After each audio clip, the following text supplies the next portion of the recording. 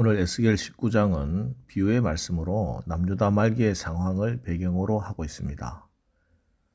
남유다 말기는 그야말로 혼돈의 연속이었습니다. 하나님의 마음에 합했던 요시야 왕이 죽자 단 3개월을 통치한 여호아하스, 그 후 11년을 통치한 여호야김, 그리고 다시 3개월을 통치한 여호야긴, 그리고 유다 마지막 왕 시드기야로 이어집니다. 이런 상황을 배경으로 이 비유에는 사자들이 등장합니다. 암사자가 등장하고 젊은 사자들이 등장합니다. 암사자가 새끼 사자들을 길렀습니다. 그 새끼 사자 중에 영맹스럽고 괜찮은 사자가 왕국을 다스리게 했습니다. 그런데 3절, 4절 그 새끼 하나를 키움에 젊은 사자가 되어 먹이 물어뜯기를 배워 사람을 삼킴에 이방이 듣고 함정으로 그를 잡아 갈고리로 꿰어 끌고 애굽 땅으로 간지라. 젊은 사자가 힘도 있고 영맹스럽고 지혜로워서 사자 무리를 잘 다스리고 이끌 줄 알았습니다. 하지만 이 젊은 사자는 먹이 물어뜯기를 배워서 사람을 물어뜯고 삼킵니다. 그래서 이방이 그 젊은 사자를 끌고 가버렸습니다. 여기 이방은 애굽을 말하는데, 그래서 이 애굽으로 끌려간 이 젊은 사자가 누구냐 하면 요시야의 아들 여호아하스입니다.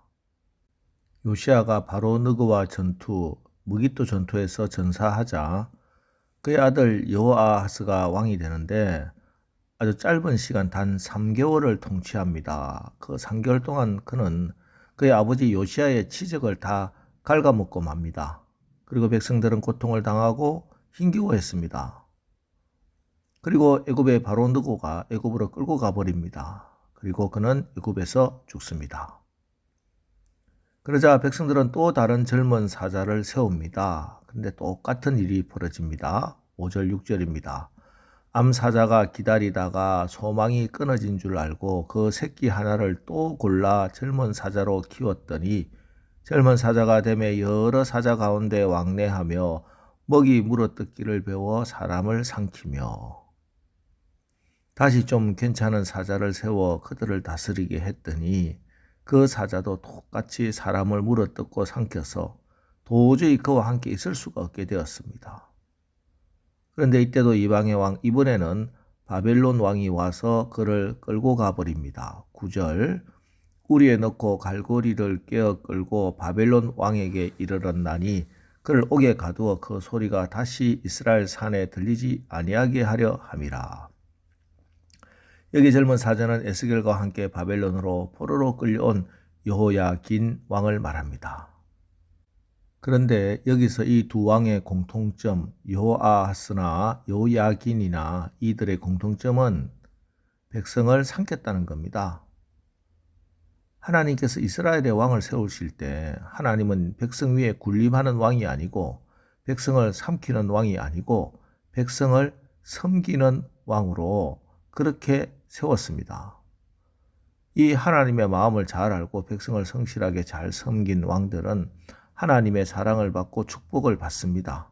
다윗이 그랬고 히스기야가 그랬고 또 요시야가 그랬습니다. 그런데 백성들은 섬기지 않고 백성 위에 군림하거나 백성을 삼키고 자기의 일속을 챙기기 위해서 백성들을 이용한 왕들. 하나님은 그 왕들을 가만히 두지 않았습니다. 본보기를 보여주셨습니다. 여호아하스나 여호야긴 같이. 그래서 오늘 하나님은 유다의 마지막 왕 시드기야에게 이런 본보기를 보고 백성 위에 군림하고 백성을 물어뜯는 그런 악한 왕이 아니라 지금이라도 바르게 하나님의 뜻대로 하나님의 백성을 섬기는 자가 되어야 한다 하는 것입니다. 그러면서 하나님이 원래 이스라엘의 왕을 세우시면서 어떤 마음이었고 또 어떤 축복을 하셨는지 기억하도록 하십니다. 10절 내 피의 어머니는 물가에 심겨진 포도나무 같아서 물이 많음으로 열매가 많고 가지가 무성하며 하나님께서는 이스라엘 백성 그리고 유다 백성들을 물가에 포도나무로 심으셨습니다. 물이 많은 물가에 심겨졌기 때문에 열매가 많고 가지가 무성하게 되어 있었습니다.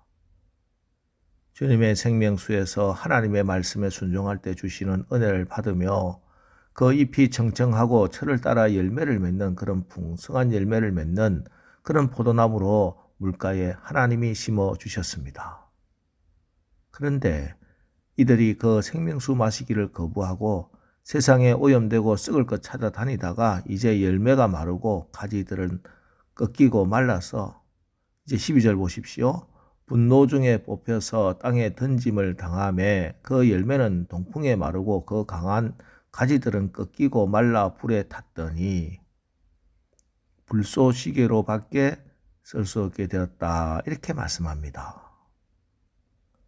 여러분, 나무는 그 열매로 압니다. 아무리 잎이 무성하고 화려한 꽃을 피우고 쭉쭉 뻗어 큰 나무라 할지라도 아무리 세상 사람들이 와 대단하다 감탄한다 하더라도 농부가 기다리는 그 열매가 없으면 그 나무는 좋은 나무가 아니라 못된 나무가 되는 것입니다. 하나님이 원하시고 하나님이 기대하시는 열매, 예수 열매, 성령의 열매를 맺어야 합니다. 우리 가운데 다툼과 시기와 분냄과 당 짓는 것과 비방과 수군거림과 거만함과 혼란이 아니라 사랑과 희락과 화평과 오래 참음과 자비와 양성과 충성과 온유와 절제라는 아름다운 열매를 맺을 수 있어야 하겠습니다. 그럼 우리가 어떻게 좋은 열매를 맺는 그런 좋은 나무가 될 수 있겠습니까? 우리가 나의 말과 행동과 삶 속에 우리의 사역 가운데 우리 하나님 농부 되신 하나님이 기뻐하시는 열매 맺는 길은 내 마음 안에, 내 생각 안에, 나의 인격이, 나의 영성이 하나님이 원하시고 기대하시고 기뻐하는 것이 담겨 있어야 합니다. 그 하나님이 원하시고 기대하시고 기뻐하시는 하나님이 우리를 통해서 보고 싶어 하시는 가장 귀한 열매가 무엇입니까? 이는 내 사랑하는 아들이요 내 기뻐하는 자라. 예수님이십니다. 그래서 우리의 마음에는 예수님이 담겨져 있어야 합니다. 예수의 영, 성령으로 충만해야 하는 것입니다. 예수 이름을 부르고 예수님을 사랑하고 예수님의 말씀을 기억하고 예수님께 기도하면서 성령의 인도함을 받으면 그러면 우리 가운데 우리 교회 안에 우리의 말과 행동에서 예수님이 드러나고 예수 향기가 나고 예수 열매가 맺히는 것입니다. 오늘 예수로 가득 채우시기 바랍니다. 성령 충만함으로 하루를 승리하도록 간구하며 기도하십시오. 그래서 오늘 또 우리에게 주신 이 복된 날, 어둠과 거짓과 죄와 사망이 아니라 두려움이 아니라 은혜와 진리와 생명의 열매가 기쁨과 평강의 열매가 주렁주렁 열매 맺기를 주님의 이름으로 축원합니다. 기도하겠습니다. 하나님 오늘 에스겔을 통해 하나님께서 애통해 하시는 그 마음을 담아 말씀을 주십니다. 우리가, 우리 가정이, 우리 교회들이 오늘 말씀에 나오는 이 두 마리의 젊은 사자처럼도 되지 않게 하시고 말라 비틀어지고 땔감으로 쓸 수밖에 없는 포도나무가 되지 않게 은혜와 긍휼을 베풀어 주옵소서. 그리고 하나님이 우리에게 기대하시고 잘 심어두신 그 물가 말씀과 성령의 생명수로 우리가 충만하여서 주님이 기뻐하시는 하나님이 기대하시는 예수 열매, 성령의 열매, 예수 향기 나는 그런 삶, 그런 가정, 그런 교회, 좋은 나무들 되게 은혜를 베풀어 주옵소서. 예수님의 이름으로 기도합니다. 아멘. 자, 이제 오늘 말씀을 붙들고 주여 오늘 하루도 우리가 열매 없음을 회개합니다. 다시 주님의 생명수 강가로 나가오니 주님의 은혜와 성령으로 풍성한 열매 맺는 오늘 하루 살게 하옵소서. 우리의 말씀을 붙들고 합심해서 기도하고 나가겠습니다. 우리 기도하겠습니다.